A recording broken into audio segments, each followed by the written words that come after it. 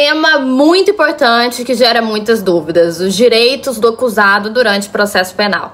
Entender esses direitos é muito importante para poder garantir um julgamento justo e imparcial. Então vem comigo. Primeiro, é importante saber que o acusado tem o tal do direito ao silêncio. Isso significa que ele não está obrigado a responder às perguntas feitas pelas autoridades policiais ou judiciais. Esse direito ajuda a evitar a autoincriminação. Vamos aqui pensar num exemplo real. Imagine aí que Pedro, ele é suspeito de um crime. Durante o seu interrogatório, ele prefere não responder algumas perguntas. Ele está no seu direito e não pode ser penalizado por isso. Outro direito importante é o da ampla defesa. O acusado pode se defender de todas as acusações usando todos os meios e os recursos legais disponíveis. Isso inclui contratar um advogado da sua escolha ou ter um defensor público caso ele não possa pagar por um advogado particular. Não podemos esquecer do direito ao contraditório. Isso garante que o acusado possa contestar todas as provas e acusações apresentadas contra ele, apresentando a sua versão dos fatos. Vamos aqui para um exemplo prático.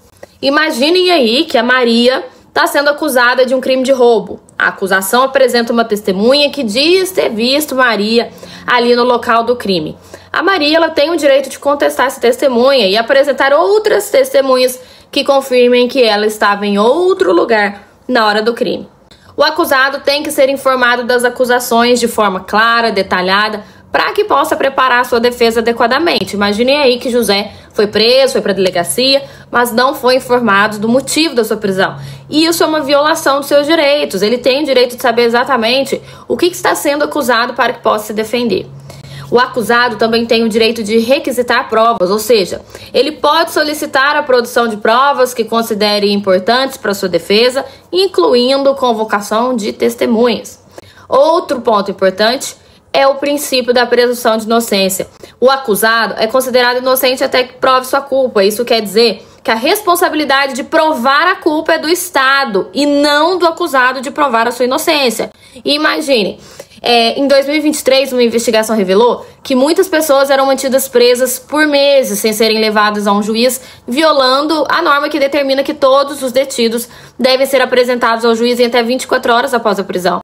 Essa situação mostra como a presunção de inocência e o devido processo legal são importantes para que, de fato, possa-se evitar abusos. Outro caso emblemático que tivemos ocorreu em 2020, quando um jovem foi acusado de roubo em São Paulo.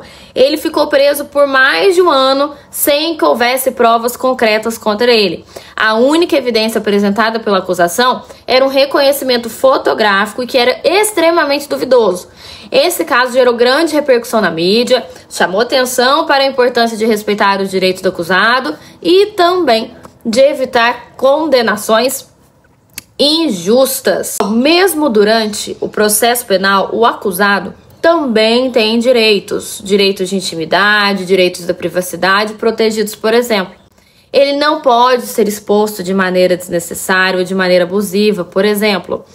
Publicações sensacionalistas que exponham detalhes pessoais do acusado sem necessidade violam esse direito. A Constituição Federal, ela garante que todos os detentos têm direito a condições dignas de detenção, mas a realidade muitas vezes é diferente desse ideal que a Constituição propõe. Um exemplo complexo aconteceu na penitenciária Anísio Jobim, em Manaus, onde em 2017 ocorreu um massacre que resultou na morte de 56 presos. As condições desumanas, a superlotação, a violência exacerbada pelas rivalidades das gangues foram fatores determinantes para a tragédia. As autoridades receberam inúmeros alertas sobre as condições precárias e o risco de violência iminente, só que nenhuma medida efetiva foi tomada a tempo. Segundo o nosso CNJ, mais de 40% dos detentos estão em prisão preventiva, aguardando julgamento por um período médio de 1 ano, podendo em alguns casos durar vários anos. Muitas vezes esses presos acabam sendo ao final absolvidos ou recebem penas menores do que o tempo que já cumpriram em prisão preventiva. A superlotação, ela também contribui para a propagação de doenças, dificulta o controle e a segurança dentro das prisões, facilitando a formação e o fortalecimento de gangues que oferecem proteção aos detentos, dado ao fracasso das autoridades em manter a ordem. Esses direitos que nós vimos aqui hoje, eles são fundamentais para garantir que o processo penal seja conduzido de forma justa, de uma forma equitativa, respeitando a dignidade e os direitos humanos do acusado. Para finalizar, vamos relembrar a importância de conhecer e defender esses direitos. Garantir que todos tenham um julgamento justo e imparcial é importantíssimo para a justiça e para a democracia. Espero que esse vídeo tenha ajudado a esclarecer algumas dúvidas sobre os direitos do acusado no processo penal. Se você gostou, deixa seu like aqui, compartilhe e não se esqueça de se inscrever no nosso canal para ter mais conteúdos como este. Até a próxima!